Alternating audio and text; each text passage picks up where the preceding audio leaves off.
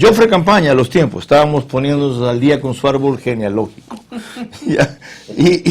Y me estaba recordando que él no le ha dado COVID ahora. Él es máster en Ciencias Jurídicas por la Universidad de Navarra, España, cursos de posgrado en la Universidad de La Coruña, España, Temple University en Filadelfia, abogado de la Católica de Guayaquil, etc.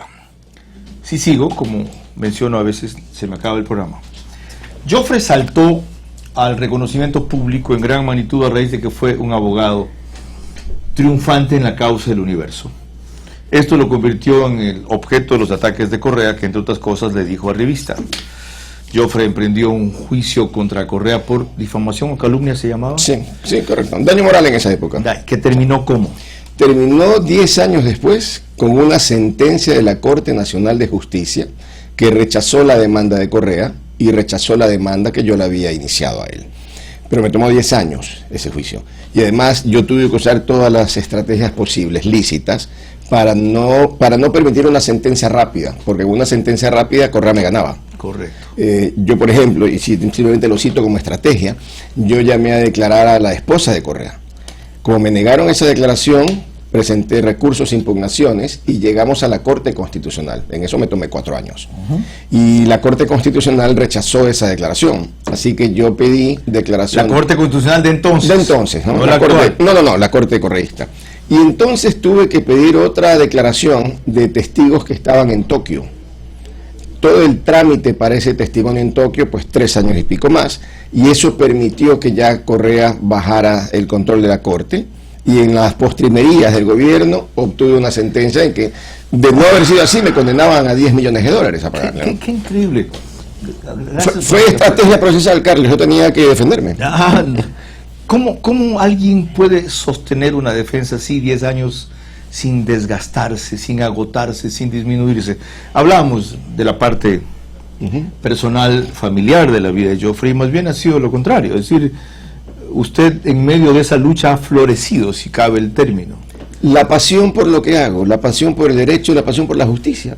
Esto es lo que me gusta. Bueno, ahora lo entiendo, porque puedo decir lo mismo respecto al periodismo. Es que no hay otra forma. A mí me decían muchas veces, y muchos amigos, ¿no? ¿Cómo haces para no sucumbir? Uno trabaja en lo que ama. Exactamente. Pero otro, sí. Usted fue el que volvió célebre el caso Chucky 7, ¿verdad? Sí, así es. Ya, para la gente que no está al día, esto es hace 15 años. 2010. Ok, 11. 11 años. Hay un grupo de millennials que en esa época estaban en primaria. Ok. Hágale un resumen breve, porque este señor sigue de juez. ¿Paredes? Sí, lo premiaron, está en la Corte Superior. Ok, más todavía. Ya, recuérdeles de eso brevemente. Sucintamente, se dictó una sentencia contra el diario El Universo y contra los señores Pérez. Una sentencia que los condenaba a pagar como $40 millones. Pero fue una sentencia tan larga, 132 páginas, que se la dictó en 24 horas. Entonces eso era materialmente imposible. ¿Qué fue lo que hice o qué fue lo que hicimos con el equipo de abogados? Algo inédito en la historia de este país. Logramos clonar el disco duro de la computadora del juez. Y me acuerdo, porque fue una experiencia fantástica, que yo fui a hacer la clonación. Y entonces cuando se enteraron que había una clonación con orden judicial, bajaron 4 o 5 jueces en espíritu de cuerpo a oponerse. Por fortuna los conocía a varios. Y en una expresión de autoridad del que sabe, los miré a la cara a los 4, no se metan. Y efectivamente dijeron, atrás, hagan la clonación. Clonamos el disco duro, pedimos una pericia informática, y allí se determinó que el autor, en los informes de las pericias queda un autor. Cuando es un sistema registrado, oficial, formal, tiene un nombre, función judicial, Max TV, lo que sea, cuando es nombre oficial.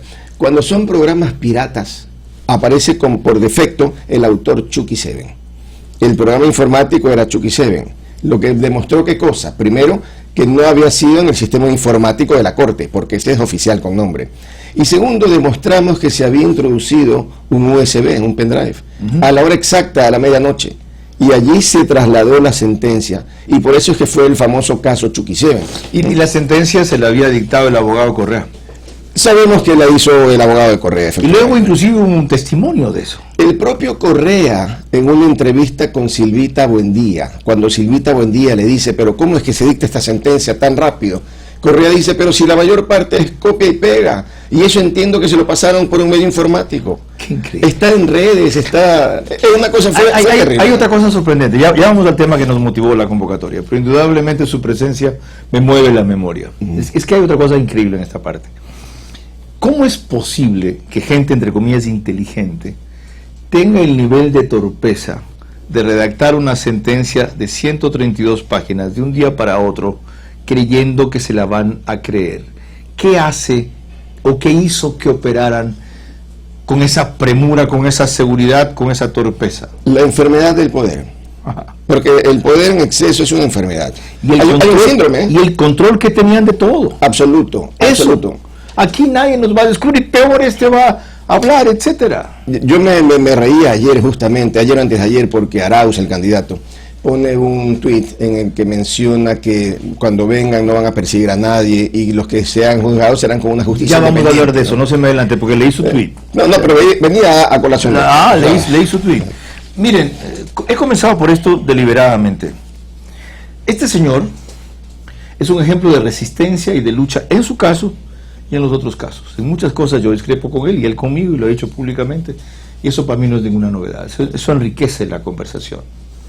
Pero que esto signifique un ejemplo de cómo todavía se puede pelear legítimamente en este país ante lo que fue una tiranía y es la pretensión de control todavía por lo que tienen enquistado en el aparato judicial, ejecutivo, de inteligencia, etcétera. Acaba de referir que Chucky Seven está en la Corte Superior de Guayaquil. Y Consejo de la Judicatura, nada. Y Corte Nacional, nada. Y Colegio de Abogados, nada. Y Comisión de Ética, nada. ¿Ok? Pues la batalla sigue. Ahora sí, el tema que nos animó a invitarlo. Dale tú.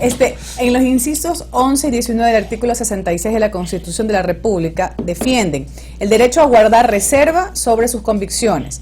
Nadie podrá ser obligado a declarar sobre las mismas. En ningún caso se podrá exigir o utilizar sin autorización del titular o de sus legítimos representantes la información personal o de terceros sobre sus creencias religiosas, filiación o pensamiento político, ni sobre datos referentes a su salud, que es lo que me interesa puntualmente, y por eso se lo digo.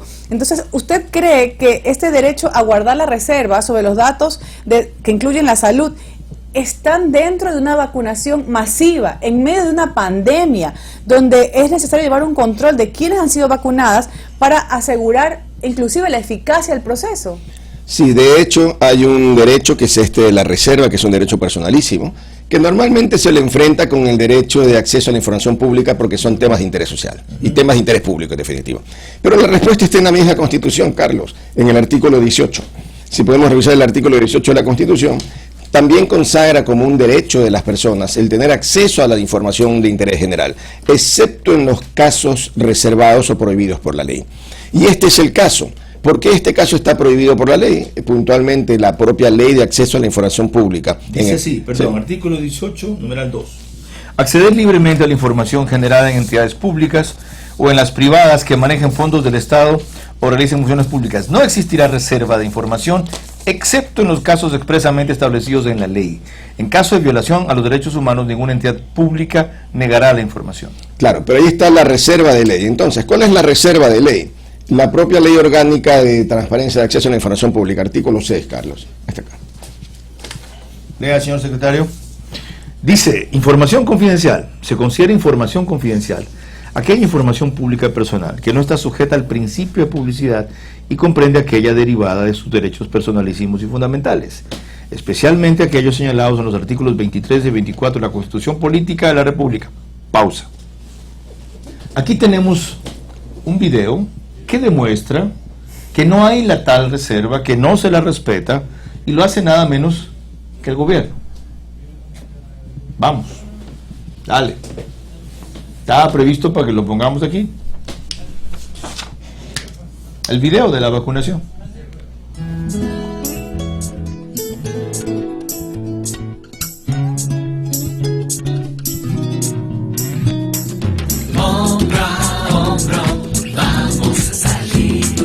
Arrimemos el hombro por nuestro país. El plan es vivir. El plan es vacunarse.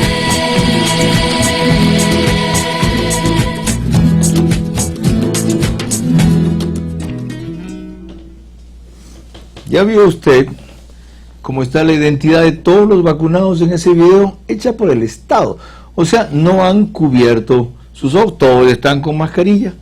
¿Qué respeto a esta cuestión puede haber? Es posible, no lo sé, pero es posible que tengan una declaración autorizando el uso de las imágenes. ¿Por qué? De cada uno. Sí, es posible, porque de no ser así... ¿Solo en ese caso sería admisible? Sí, solo en ese caso. Si no tienen la autorización y son personas reales y no temas de publicidad... No son actores. Están violando la ley. ¿Ha violado la ley el Ministerio de Salud con ese video? Si no tienen la autorización, porque es un tema en el que la persona puede autorizar el uso de su información.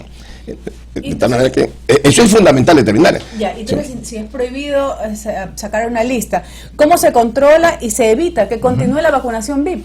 Bien, hay una cosa muy importante y creo que amerita una visión, ¿no? Una cosa es la reserva de la información y otra muy diferente es la impunidad. Son dos cosas muy distintas.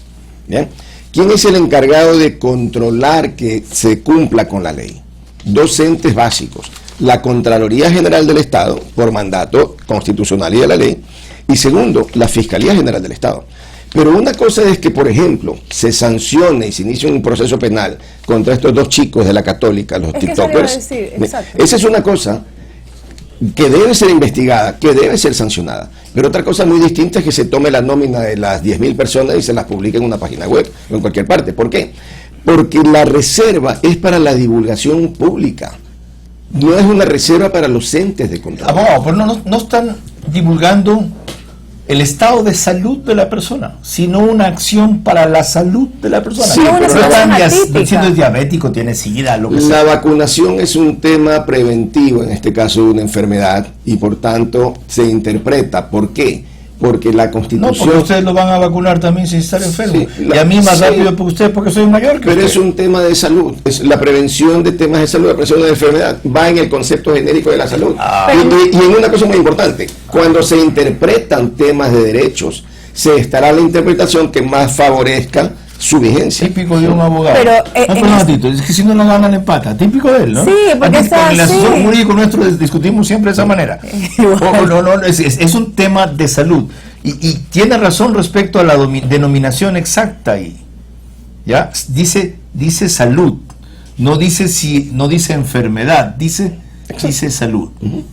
Pero si es una cosa positiva, ahí va la interpretación de lo que más beneficia al vacunado es saber pues que está vacunado. Para el vacunado sí, pero no para el resto de la población. Pero Porque es una ese Porque proceso- si esto es masivo, como empezó diciendo Verónica. Y es Porque- atípico, o sea, no está estipulado cuando se armó la Constitución, porque la pandemia no existía. Esto es un punto aparte. No se puede generalizar algo cuando esto es un tema mundial y está habiendo demasiada corrupción. Entonces usted habla de tener medidas punitivas, pero ¿cómo evitamos? Yo no estoy buscando que se los castigue, sino que no lleguen a darse esos casos.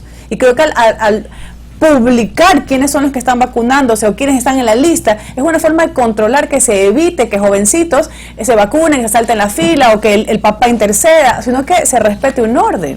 Yo entiendo y estoy de acuerdo en que hay un clamor ante esta corrupción que se produce. Cosas que repugnan. Estoy totalmente de acuerdo. El tema es que no porque no se haya previsto una pandemia en la Constitución, estamos ante lo que se llama una laguna del derecho. No, las lagunas del ¿No es un derecho... acto de fuerza mayor? No, de ninguna manera, no. No es una circunstancia, perdón, de fuerza. No, es una circunstancia atípica, pero no por ello no regulada.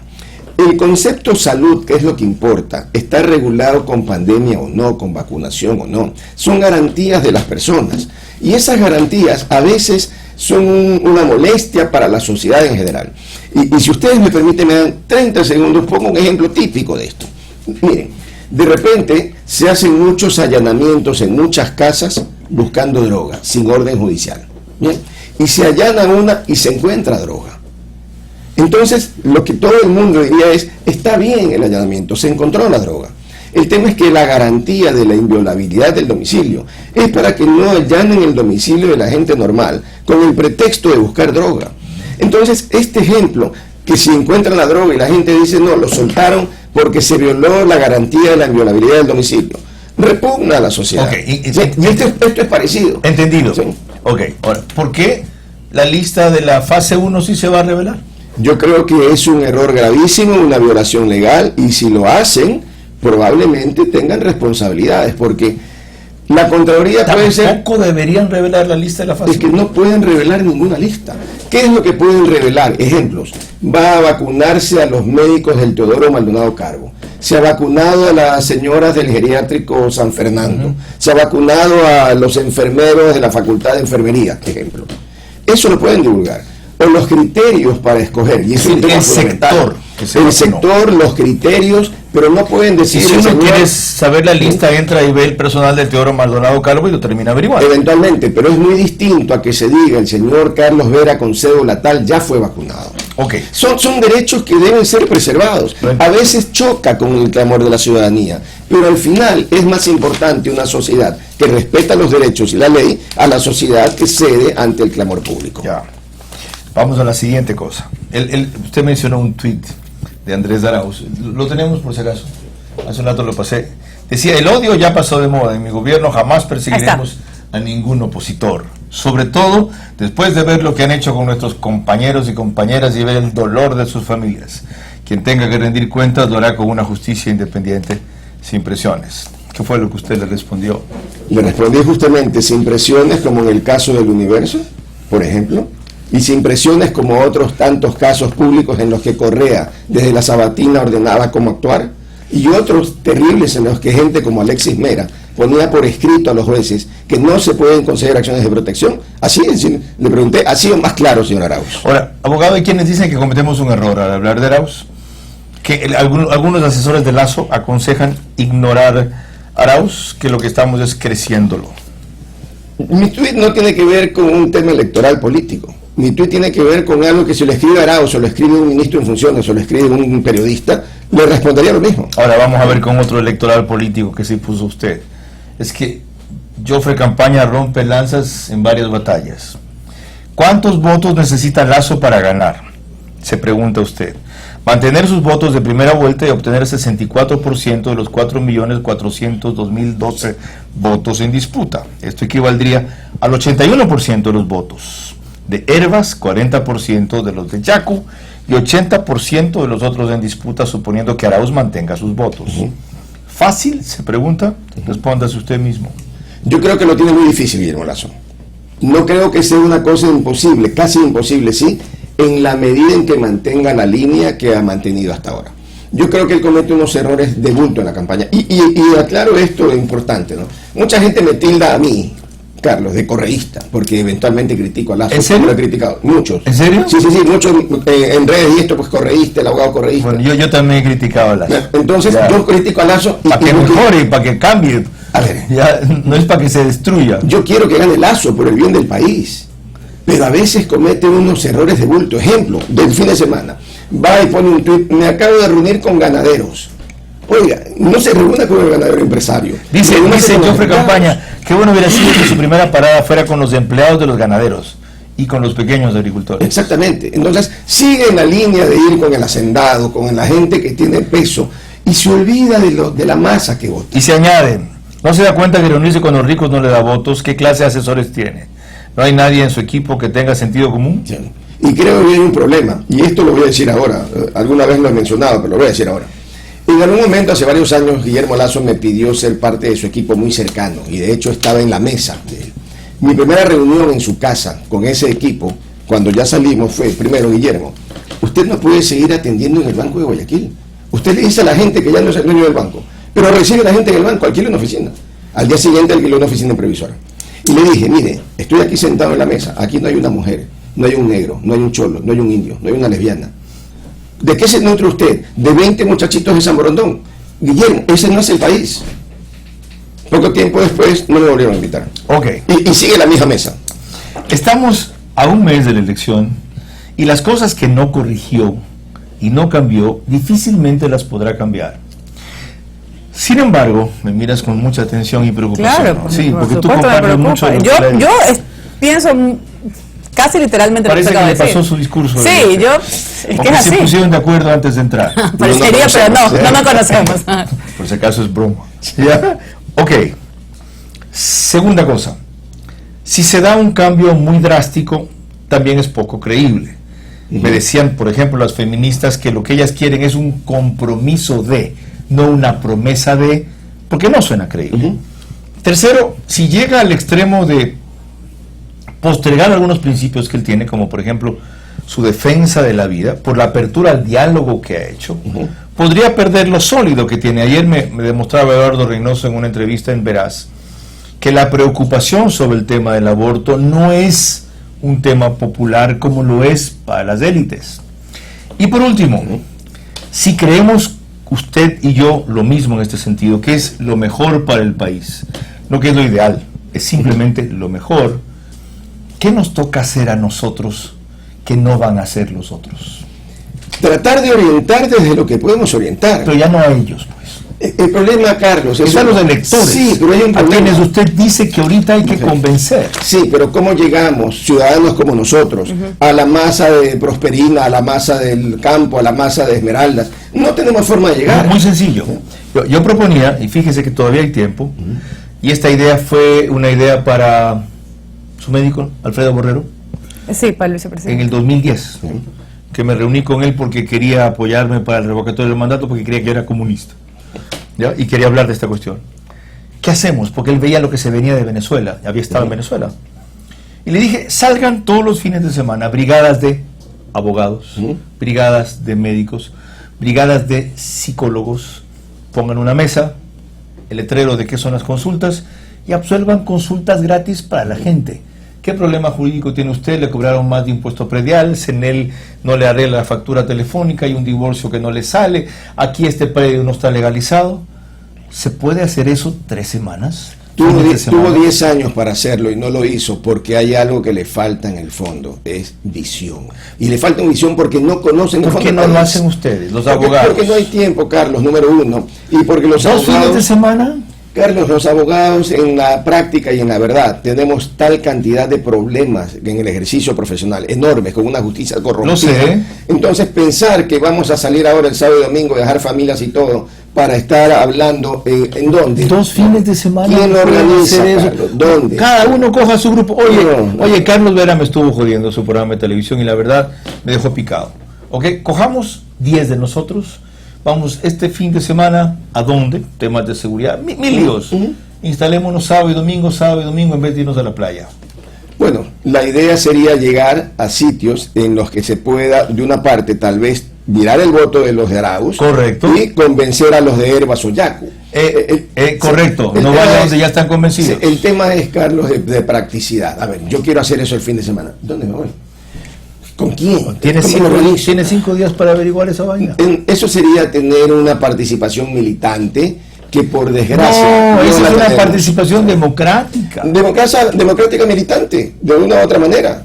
Entonces el problema es justamente entre izquierdas y derechas, aunque los membretas no me gustan, pero es que la izquierda es militante, la izquierda tiene este grupo Bueno, de hace muchos años. ¿sabe por qué reclamo yo? Porque yo he hecho eso en mi campo. ¿Sabe qué estoy haciendo? No tengo idea. 3 programas por semana. No, lo comentaba anoche, decía una barbaridad que Carlos... 6 a 9 de la mañana madrugo, 9 a 10 de la noche anochezco. Las ojeras son ejemplo de eso, Sí, Carlos. señor. No, el mira, domingo no. hago Veraz, Sí. más mi militancia en Twitter en temas y un par de cosas adicionales. Sí, muy bien, pero eso en el campo, ¿a quién llega? ¿Cuántas personas tienen internet para conectarse y ver este programa? Y los de anoche en Telecentro, etcétera. Es decir, no es que critico la forma, está bien. Ok. Pero es lo mismo que si yo escribo en Twitter. Vamos Es con muy otra. difícil. Es que a través del ejemplo quiero que lo pensemos. Ya, hagámoslo telemáticamente. Consultas gratuitas, 1 hora, 2 horas, exclusivamente de esos temas. Mi especialidad es... Su especialidad es... Administrativo, constitucional. Ok. Quienes tengan conflictos en este tipo, aunque domino otros criterios también, ¿ya? Y exclusivamente, ¿ya? Tengan interés en un Ecuador democrático, no con ánimo de convencerles. ¡Pac! Ya, muy bien. ¿Y eso qué me garantiza que lo hago? Que ha hecho un esfuerzo. Sí, pero ¿quién me dice que es un esfuerzo pro Lazo? ¿Cómo lo va a entender la gente? Es pro democracia. Sí, y me van a escribir 4 personas que van a votar por Arauz diciéndome que tienen un problema de alimentos y que han sacado boleta. Nada me identifica a mí personalmente con Lazo. Nada me identifica como miembro de Creo, ni mucho menos. Y yo no puedo salir a decir, estoy ahora en campaña por Lazo, llámeme consulta gratuita. Joffre, por respuestas así, Venezuela perdió el país. No, Venezuela perdió el país Porque por profesionales metida de los como líderes. usted No, todo a los líderes políticos. no, Carlos. A los partidos háganlo. Yo hago suficiente en mi profesión. Y yo hago lo mío dentro de lo que puedo. Si Lazo pierde las elecciones, es por culpa de Lazo. Y por culpa de Nebot, de ambos. Y por culpa de ese equipo de asesores que se pierden en la Trinitaria. Por eso va a perder las oraciones. Es más, yo creo que las va a perder. ¿Eh? Y he hablado ya con mis hijos, los mayores, y me han dicho, papá, nos vamos. Y le he dicho, no se pongan en el plan, nos vamos. Esto no es cuestión de nos vamos y no nos vamos. El tema es que aquí hay una enorme responsabilidad de las élites. Y estas son las élites que desgraciadamente son las responsables de lo que pasa. Bueno. Dice, yo no entiendo, Carlos, cómo qué bueno que lo ha dicho. hace varios años, Qué bueno 2 que o lo 3, ¿qué le dije yo a Lazo y a los asesores de campaña? Les dije, busquen ustedes en los sectores populares de Guayaquil, donde está la masa. Busquen a los líderes barriales, pónganles en una televisión gigante, conéctenla con videoconferencia. Y Lazo se siente el fin de semana y tiene aquí a 20.000 personas escuchando sus planteamientos. Entró por aquí y salió por acá. ¿Cuánto les costaba? $50.000, $100.000. Ok. No. Hay una sola diferencia en esto. Yo creo que de estos son responsables Lazo, Nebot y su equipo. Coincido. En lo que yo no coincido es de que nos demos por vencidos faltando 28 días. Yo creo que eso tiene reversión. He citado los datos de una pregunta de Click, pero mencioné los de una encuesta de Eureka que para mí es más cercana a la realidad. De votos válidos, 53-47 Arauz Lazo, y de todo el universo de votos, quitando el 10% más o menos, de nulos o en blanco, 48-42 Arauz Lazo. Significa que Lazo ha más que duplicado su votación de 19 y algo, ya ha crecido 110%, y Arauz apenas 30%. Cierto que Arauz está más cerca del 50% que Guillermo Lazo. Pero también es cierto que si se hacen cosas adecuadas como estas, que no se hicieron a tiempo, y otras que se está a tiempo de hacer, el resultado puede cambiar. El resultado puede cambiar. No va a cambiar necesariamente, puede cambiar. Señores, la alarma está encendida. Ya son las 8:35 y lo dijo un abogado que se ha partido contra Correa y por la democracia. Y aquí han calificado, como él dijo, por el hecho de que haya sido crítico como se debía de quien representa la mejor opción. Y tiene por eso la enorme obligación y responsabilidad, obligación de responder a esa gente y a este país. Gracias por acompañarnos. Un gusto siempre, Carlos. Lo van a arrastrar los trolls después. Yo lo sé. Pero estos no son peores que los de Correa.